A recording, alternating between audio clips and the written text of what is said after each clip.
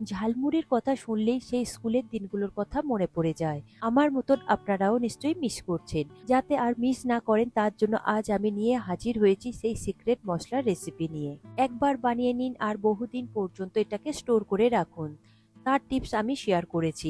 এখন তাহলে রোজ সন্ধ্যায় বানিয়ে নিন ঝালমুড়ি আর সেই স্কুলের দিনগুলোর কথা স্মৃতিচারণ করুন আর আমাকে কমেন্ট করে জানান। নমস্কার বন্ধুরা, কিচেন টেকনিকে আপনাদের সবাইকে স্বাগত। আমি মধুমিতা। আজ নিয়ে এসেছি একটা দারুণ স্বাদের রেসিপি। চলুন দেখে নেওয়া যাক। ঝালমুড়ির মশলা বানানোর জন্য প্রথমে আমি শুকনো মশলাটা রেডি করে নেব। প্রথমে দেখুন একটা বোল নিয়েছি, তাতে দিয়ে দেব স্বাদ অনুযায়ী নুন, দেব 1 চা চামচ হলুদ গুঁড়ো, দেব 1 চা চামচ ঝাল লঙ্কার গুঁড়ো, দেব 1.5 চা চামচ ধনে গুঁড়ো আর দেব 1 চা চামচ ভাজা জিরের গুঁড়ো। এরপর এর মধ্যে সামান্য একটু জল দিয়ে দেবেন, দিয়ে খুব ভালো করে চামচের সাহায্যে মিশিয়ে নেবেন। মশলাটা এইভাবে একটু জল দিয়ে মিশিয়ে রাখলে মশলাটা দেওয়ার সময় পুড়ে যায় না। দেখুন মশলা খুব ভালো করে মিশানো হয়ে গিয়েছে। এরপর এটাকে আমি সরিয়ে রাখবো। এরপর একটা গোটা মশলা রেডি করে নেব। প্রথমে নিয়েছি অর্ধেক জায়ফল, নিয়েছি 12 থেকে 14টা মতন লবঙ্গ, এরপর নিয়েছি 6-7টা মতন ছোট এলাচ, আর নিয়েছি 2 ইঞ্চি মতো দারচিনি, সঙ্গে নিয়েছি 1 চা চামচ মতো শাহি জিরা, নিয়েছি দুটো তেজপাতা ছোট করে কেটে নিয়েছি, আর নিয়েছি 1.5 চা চামচ পাঁচ ফোড়ন, নিয়েছি অর্ধেক জয়িত্রী, নিয়েছি একটা কালো এলাচ বা বড় এলাচ, আর নিয়েছি 1 চা চামচ মৌরি, আর নিয়েছি 1 চা চামচ গোটা গোলমরিচ। এই সমস্ত মশলাগুলো আমি এবার হালকা করে ড্রাই রোস্ট করে নেব। তবে আপনারা চাইলে এটাকে পুরো ডিরেক্ট বেটেও দিতে পারেন, তাতেও খুব ভালো হয়। ড্রাই রোস্ট করবার জন্য একটা কড়াই নিয়েছি। কড়াইটা গরম হলে দিয়ে দেব প্রথমে শুকনো যে গোটা মশলাগুলো রয়েছে, শক্ত মশলা, সেই মশলাগুলো আগে একটু হালকা করে ভেজে নেব। তবে ভাজবার সময় গ্যাসের ফ্লেমটাকে আপনারা অবশ্যই লোতে রাখবেন। প্রথমে আমি এলাচ, লবঙ্গ, দারচিনি আর কালো এলাচ দিয়ে হালকা করে একটু ভেজে নেব, আর সঙ্গে একটু জায়ফলটাও দিয়ে দিয়েছি। এগুলো একটু শক্ত, একটু ভাজতে একটু সময় লাগে, তাই লো ফ্লেমে এগুলোকে একটু নাড়াচাড়া করে নেব কয়েক সেকেন্ডের জন্য। তারপরে এর মধ্যে বাকি মশলাগুলো একে একে আমি দিতে থাকবো। দেখুন তারপরে আমি দিয়েছি তেজপাতা, আর দিয়ে দেব বাকি শুকনো মশলাগুলোকে। ওই মশলাগুলোকে দেওয়ার পরে খুব একটা বেশি সময় ধরে ভাজবেন না, যেহেতু কড়াইটা অনেকটাই গরম রয়েছে। আর জিরে, মৌরি, পাঁচফোড়ন এগুলো ভাজতে খুব একটা বেশি সময় লাগে না। 1 থেকে 1.5 মিনিট মতো আপনারা ভেজে নেবেন। দেখুন ভাজা হয়ে গিয়েছে। আমি এটাকে একটা প্লেটের মধ্যে ঢেলে নেব।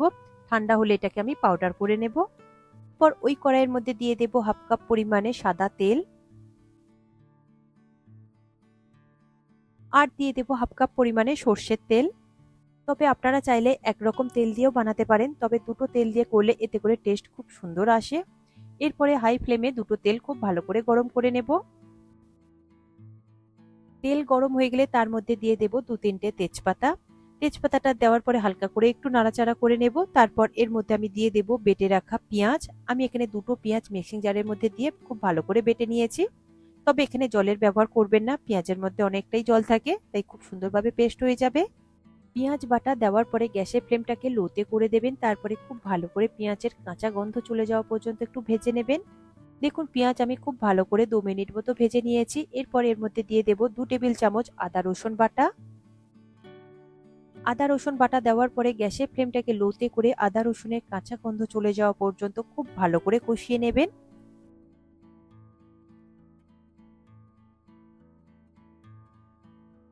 দেখুন আদা রসুন পেঁয়াজ খুব ভালো করে কষানো হয়ে গিয়েছে। এরপর এর মধ্যে দিয়ে দেব যে মশলাটা আমি মিক্সড করে রেখেছিলাম, সেই মশলাটা পুরোটাই এখানে দিয়ে দেব। মশলা দেওয়ার পরে খুব ভালো করে এটাকে মিশিয়ে নেবেন। এই সময় গ্যাসের ফ্লেমটাকে আপনারা মিডিয়ামে দিয়ে দেবেন। দেখুন মশলা খুব ভালো করে মিশানো হয়ে গিয়েছে। এরপরে কালারের জন্য দিয়ে দেব 1 চা চামচ কাশ্মীরি লঙ্কার গুঁড়ো। কাশ্মীরি লঙ্কার গুঁড়ো দেওয়ার পরে খুব ভালো করে এটাকে কষিয়ে নেবেন। এই মশলাটা যত ভালো করে কষাবেন এতে করে ফ্লেভার আর টেস্ট খুব সুন্দর আসে। দেখুন মশলাটা খুব ভালো করে কষিয়ে নিয়েছি, কালারও একদম চেঞ্জ হয়ে গিয়েছে আর তেলটা একদম উপরে ভেসে উঠেছে। এরপর এর মধ্যে আমি দিয়ে দেব ওই ভাজা মশলা। ভাজা মশলাটা আমি গুঁড়ো করে নিয়েছিলাম, সেটা আমি পুরোটাই দিয়ে দিলাম। আপনারা যদি এই মশলাটা না ভেজে ডিরেক্ট বেটে দেন তাহলে সেইটা এই সময় দিয়ে দেবেন। এরপরে ওই মশলাটা খুব ভালো করে মশলার সাথে মিশিয়ে নেব। তবে এই সময় গ্যাসের ফ্লেমটাকে আপনারা লোতে করে দেবেন, তা নাহলে মশলাটা কিন্তু পুড়ে যেতে পারে। তাতে করে তিতো হয়ে যাবে। এরপর দিয়ে দেব হাফ কাপ পরিমাণে জল। জল দিয়ে খুব ভালো করে একটু নাড়াচাড়া করে কষিয়ে নেব। জল দেওয়ার পরে এটাকে খুব ভালো করে 5 থেকে 6 মিনিট মতো ফুটিয়ে নেব লো ফ্লেমে। দেখুন মশলাটা কত সুন্দর কালার এসে গিয়েছে আর মশলাটা দেখুন উপরে তেল ভেসে উঠেছে। মশলাটা আরো একবার খুব ভালো করে মিশিয়ে নেব। দেখুন মশলাটা কত সুন্দরভাবে রেডি হয়েছে। মশলা যখন এই রকম দানা দানা হয়ে আসবে ঠিক সেই সময় আপনারা বুঝবেন যে মশলাটা কষানো হয়েছে ভালো। দেখুন আমি এখানে সাদা সর্ষে আর কালো সর্ষে আগে থেকেই বেটে নিয়েছি। এখানে আমি 1 চামচ কালো সর্ষে আর 2 চামচ সাদা সর্ষে বা হলুদ সর্ষে আগে থেকে আমি জলে ভিজিয়ে রেখেছিলাম। তারপর একটা স্মুথ পেস্ট তৈরি করে নিয়েছি। সেই সর্ষের পেস্ট আমি এবার দিয়ে দেব। দেওয়ার পরে গ্যাসের ফ্লেমটাকে লোতে করে 2 মিনিট মতো খুব ভালো করে কষিয়ে নেবেন। এই সর্ষের পেস্টটা নামানোর ঠিক 2 থেকে 3 মিনিট আগেই দেবেন। সর্ষে বাটা আগে থেকে দিয়ে কষাবেন না, এতে করে মশলাটা একদম তিতো হয়ে যাবে। তাই নামানোর ঠিক 2-3 মিনিট আগেই দিয়ে খুব ভালো করে একটু কষিয়ে নেবেন লো ফ্লেমে। এখন খুব ভালো করে আমার মশলা কষানো হয়ে গিয়েছে, একদম দানা দানা হয়ে গিয়েছে। এইরকম দানা দানা হলেই আপনারা বুঝবেন মশলা একদম পারফেক্ট ভাবে কষানো হয়েছে, রেডি হয়ে গিয়েছে। গ্যাসের ফ্লেমটাকে এবারে আমি বন্ধ করে দিয়েছি। দিয়ে এটাকে একটা বোলের মধ্যে ঢেলে আমি ঠান্ডা করতে দেব।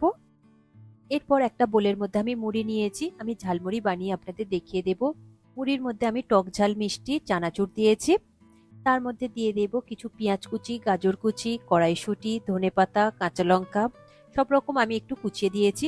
তবে শসা কিংবা টমেটো আমি আর ইউজ করলাম না, এতে করে মুড়িটা নরম হয়ে যাবে বলে। তবে আপনারা নিজেদের পছন্দ মতো সবকিছু দিয়ে খুব মাখিয়ে নেবেন। এরপর আমি এই ঝালমুড়ির মশলাটা 2 চা চামচ মতো দিয়ে দেব। তেল আর মশলা একটু ভালো করে মিশিয়ে নেবেন, তারপরে উপর থেকে এইভাবে তুলে দেবেন। শুধু মশলা কিংবা শুধু তেলটা ব্যবহার করবেন না, তাহলে খেতে ভালো লাগবে না।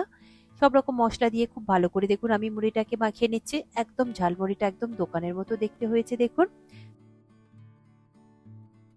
দেখুন ঝালমুড়িটা কতটা সুন্দর দেখতে হয়েছে। তবে এতে যদি আপনারা ছোলা সিদ্ধ দেন আরো ভালো লাগে। তবে আমার কাছে যা উপকরণ ছিল সেই দিয়ে আমি মশলা মুড়িটা বানিয়েছি। তবে ঝালমুড়ির এই মশলাটা আপনারা বাড়িতে বানিয়ে রেখে দেবেন আর এটাকে স্টোর করে আপনারা রাখতে পারবেন নর্মাল ফ্রিজে। এটা বহুদিন পর্যন্ত রাখতে পারবেন। আপনারা এটা নর্মাল ফ্রিজে 1.5 থেকে 2 মাস মতো রাখতে পারবেন। আর যদি বাইরে রাখেন তাহলে 8 থেকে 10 দিন মতো রাখতে পারবেন। যেহেতু এখন বাইরে ঠান্ডা রয়েছে, শীতকাল রয়েছে, তাই এটা এখন আপাতত রাখতে পারবেন। তবে এটা নর্মাল ফ্রিজে রাখলে এটা ভালো হয়।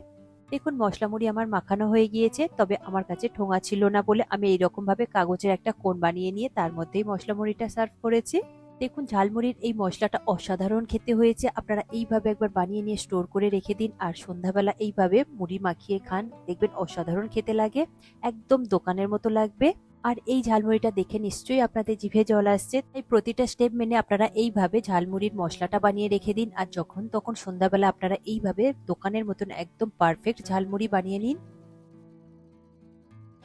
এই রেসিপিটি আপনাদের কেমন লাগলো কমেন্টে অবশ্যই জানাবেন। আর যদি ভালো লেগে থাকে তাহলে লাইক শেয়ার করবার অনুরোধ রইল। সাথে এই রকম সব নিত্য নতুন রেসিপি পাওয়ার জন্য কিচেন টেকনিককে সাবস্ক্রাইব করে রাখবেন। আজ তাহলে এই পর্যন্ত, আবারও দেখা হবে অন্য কোনো রেসিপির সাথে। সবাই ভালো থাকবেন, সুস্থ থাকবেন আর ভিডিওটি পুরো দেখার জন্য অসংখ্য ধন্যবাদ।